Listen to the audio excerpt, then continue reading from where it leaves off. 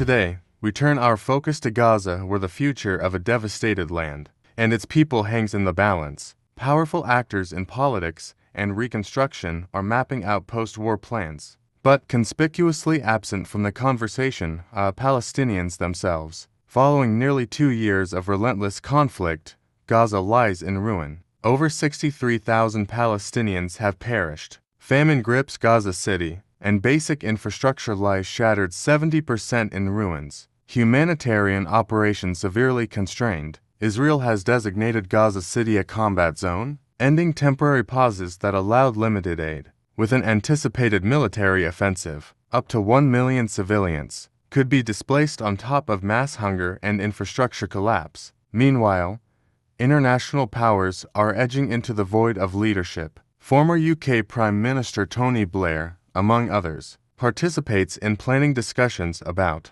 Gaza's future, but without any Palestinian voice at the table. As reconstruction blueprints take shape, a troubling pattern emerges.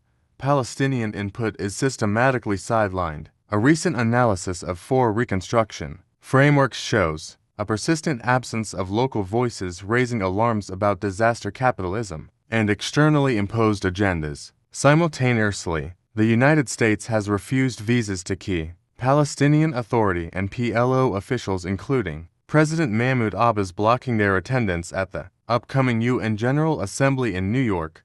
This move restricts Palestinian participation in global diplomacy and underscores political exclusion. Gaza is rapidly becoming what the UNRWA Commissioner calls the cemetery of international humanitarian law. The agency's capacity has been severely undermined. Food trucks are stuck at borders, facilities destroyed, staff killed or displaced. Collective punishment through blockades is eroding the very fabric of international norms. The U.S. embargoes targeting PLO and PA officials, especially ahead of a critical session, have drawn sharp rebuke. Palestinian authorities describe it as a violation of their UN rights. The UN emphasizes the importance of full representation at the General Assembly. Despite displacement, starvation, and pressure to leave, Gazans remain resolute. A proposed U.S.-backed plan to relocate Palestinians to neighboring countries, including so-called humanitarian transit areas,